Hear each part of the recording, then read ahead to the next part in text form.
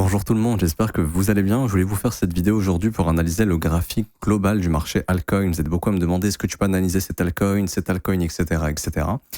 Du coup, je vais faire l'analyse globale. En fait, ça va regrouper l'analyse de tous vos alts et je ferai aussi des petites différences entre les assets, enfin les altcoins par exemple, qui ont été sous les plus bas du mois d'août, ceux qui n'y ont pas été, etc. On verra aussi ces petites subtilités et on verra également ce qu'on veut voir dans ces niveaux de prix pour qu'un bottom puisse se former.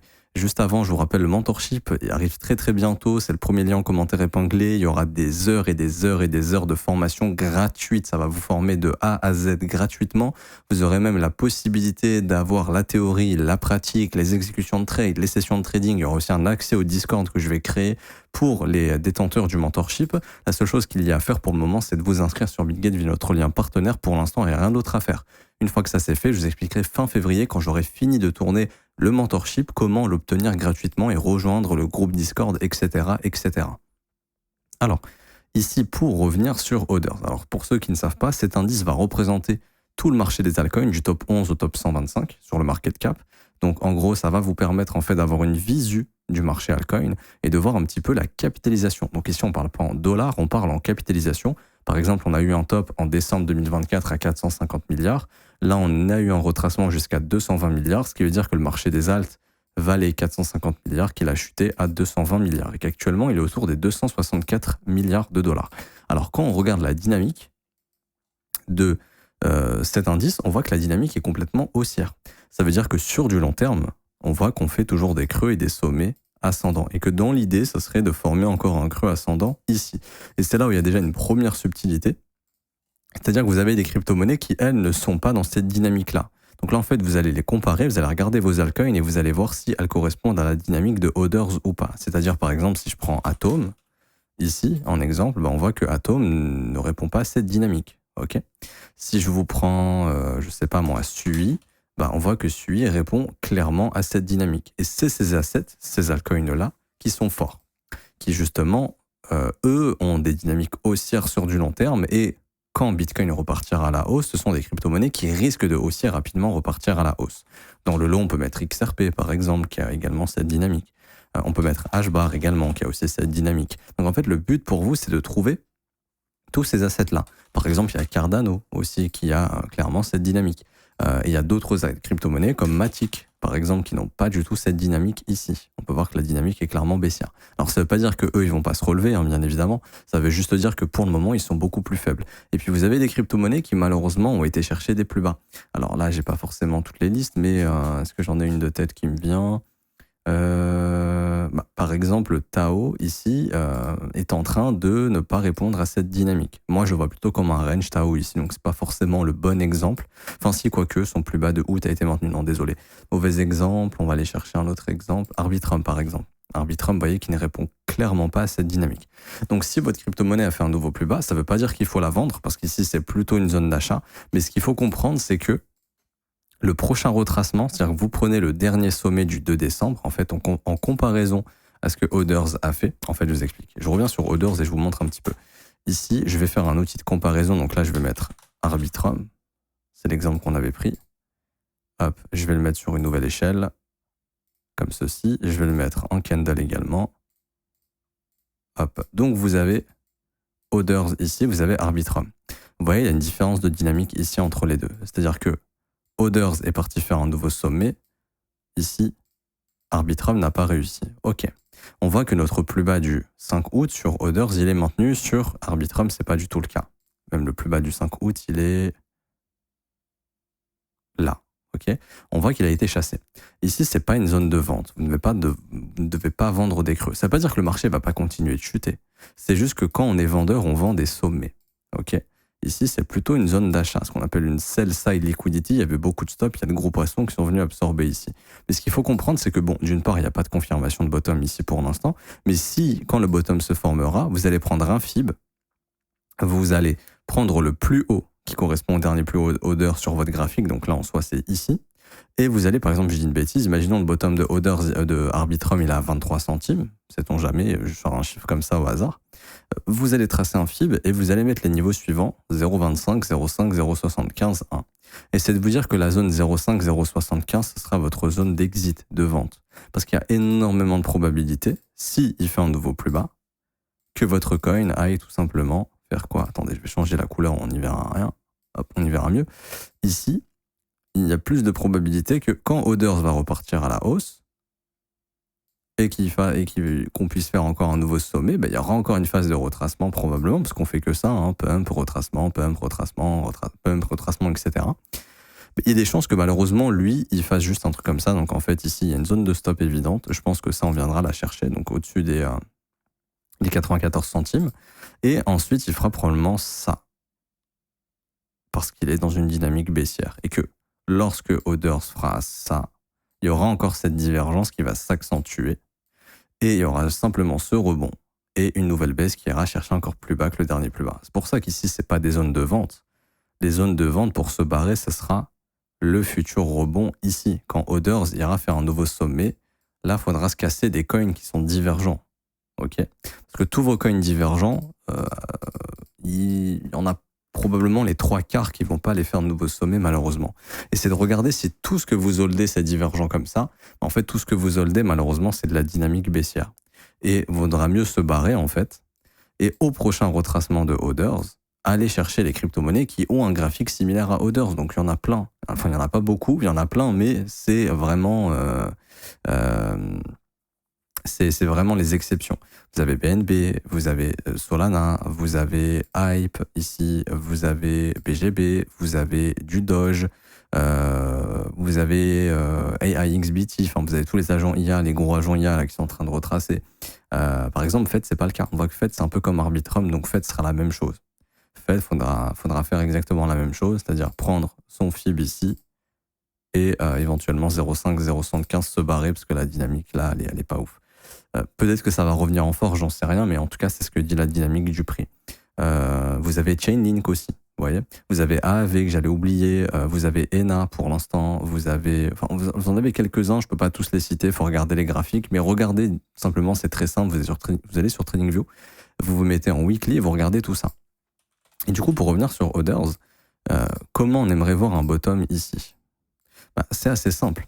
Pour voir un bottom, tu veux voir une consolidation. Comme ici. Là, il y avait une belle consolidation qui indique que le marché ne peut pas aller plus bas, enfin, ne va pas plus bas, qu'il y a une absorption de l'offre et que la demande redevient progressive. Et c'est quand vous allez commencer à avoir ces structures. Alors là, je suis en weekly, mais ça pourrait se former en daily.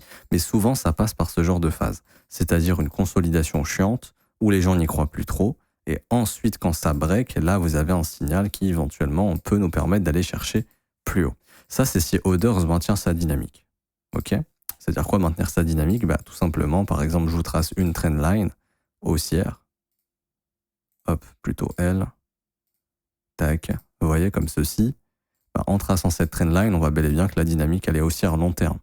Et ce serait de se dire qu'éventuellement, on peut même revenir chercher cette trendline sans trop de problème. Ici, ça serait autour des 180 milliards, par exemple. Ça se trouve, on va revenir tester ce creux. Ici, j'en sais rien, autour des 150 milliards. Mais ce qu'on va vouloir à un moment donné, c'est voir une structure qui va inverser ce qu'on a ici. Vous voyez? Là, quand vous commencez à avoir des M-top comme ça indique de la dynamique baissière. Et ensuite, quand les W reviennent, là, vous avez souvent une remontée des prix. Là, vous avez ici M-top. Vous avez un W qui se fait piéger. C'est consolidation, manipulation, expansion. Ça aussi, je l'explique dans le mentorship juste ici. Il y a un cours dessus. Juste là, hop. Power of Free Setup. Consolidation, manipulation, expansion. Là, il y avait... je vous montre des exemples ici de trades exécutés. Comment trader ceci? Donc là, c'était un signal baissier à nouveau. Le marché refait des M-top, casse à la baisse. Donc pour l'instant, on est toujours dans cette dynamique baissière. Et en fait, vous pouvez tout simplement tracer une sorte de trendline baissière comme ceci. Jusqu'à ce qu'elle casse, que le marché fasse des structures haussières de l'autre côté et qu'il repart. Donc ça met du temps avant de former un bottom. Là, par exemple, dans notre cas, le temps qu'on casse cette trendline baissière, ça pourrait prendre du temps. Au cours actuel, ça serait pas avant avril. C'est-à-dire que le marché pourrait ne pas repartir avant avril. C'est pas long, mais si ça fait 2 mois, c'est vraiment court.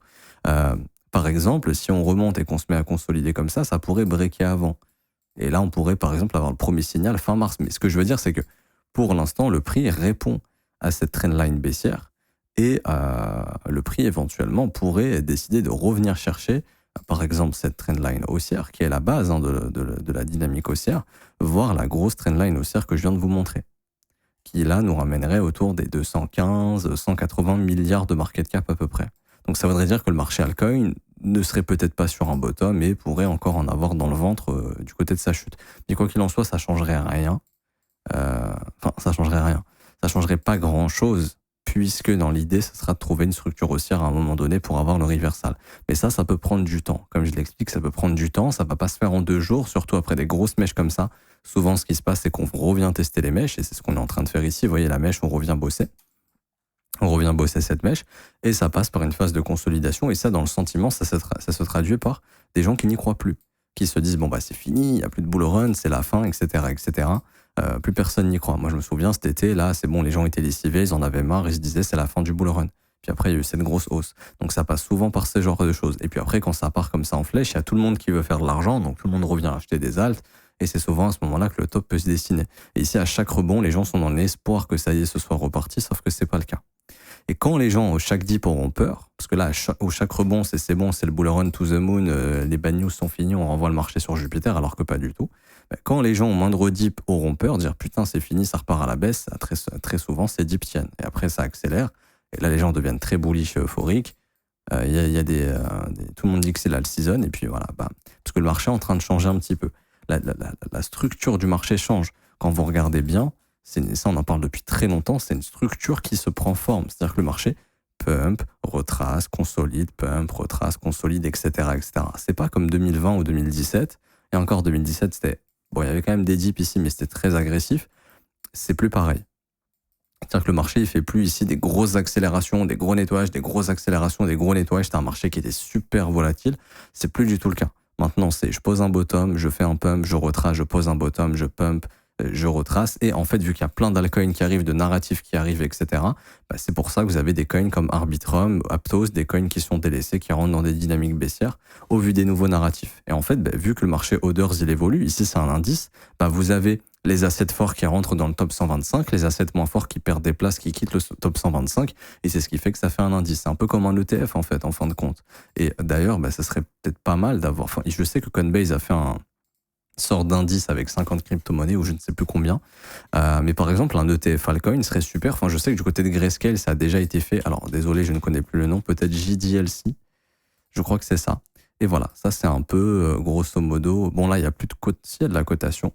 Là, c'est un petit peu une sorte d'ETF qu'a fait justement Grayscale. C'est un trust, en fait, tout simplement, mais qui va faire un panier d'indices du marché altcoin. Et ouais, mais là, il est plus à jour. Si, il est à jour. Oui, il est à jour. J'ai l'impression qu'il n'était pas à jour. Mais vous voyez, ça tient beaucoup plus. Mais vous voyez, même si leur indice ici commence à faire une sorte de structure baissière, cet indice aussi pourrait retracer un peu, mais on voit que la dynamique est toujours haussière et que l'indice, il monte comme ça tranquille. OK ? Jusqu'à ce que, bien sûr, il y ait le bear market et que tout se fasse éclater. Mais ça peut être une solution. Et en gros, nous, on peut pas acheter avoir accès à ce genre de trust, c'est assez compliqué. Du coup, ce qu'il faut faire, c'est filtrer. En fait, faut trier au fur et à mesure.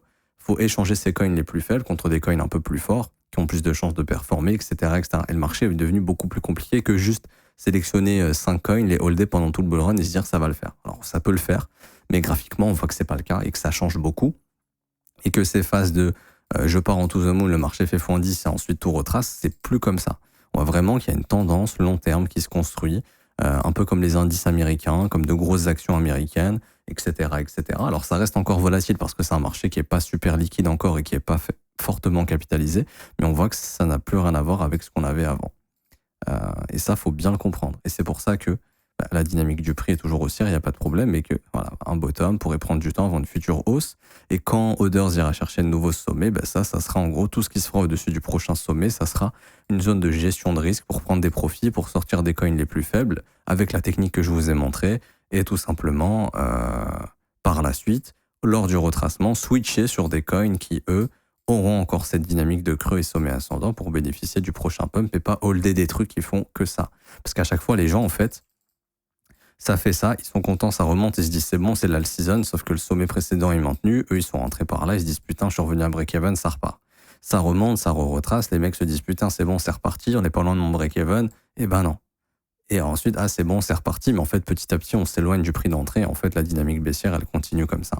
Alors que vous avez des assets qui répondent à cette dynamique, tous ceux que je vous ai montrés. Donc je m'arrête ici pour aujourd'hui, j'espère que ça vous aura plu, que les explications étaient claires. Si vous avez des questions, n'hésitez pas, ou des remarques, n'hésitez pas à me les dire. Également, j'ai oublié de parler d'une chose d'importante, mais c'est l'impression de stablecoin, c'est super important. Si vous voulez que le marché altcoin performe, il faut de l'impression de stablecoin.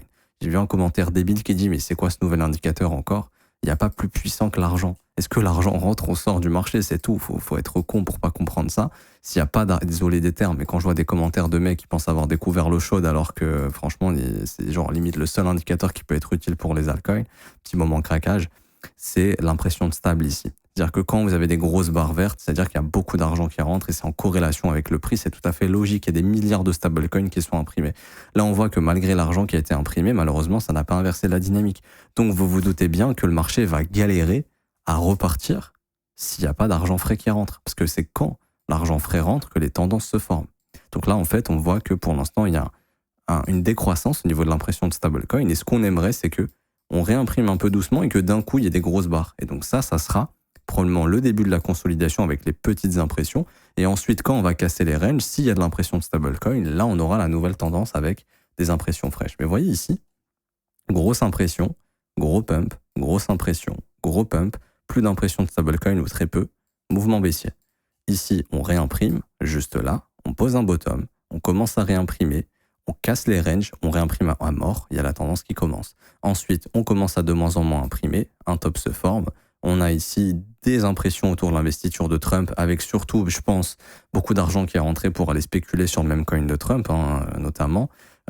Ici, malheureusement, la dynamique reste baissière. Et là, on voit qu'il n'y a plus d'impression. Donc, il va falloir attendre que cette impression revienne. Et c'est l'indicateur le plus puissant, le plus pertinent. L'argent qui rentre dans le marché, vous pouvez pas.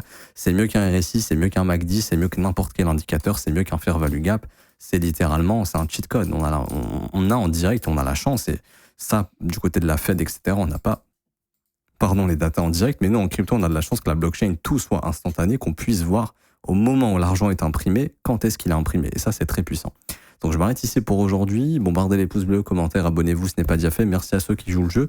Également, je vous rappelle, lien en commentaire épinglé, copy trading. Il y a un système de copy trading 100% gratuit, rentable et vous gardez 100% des gains.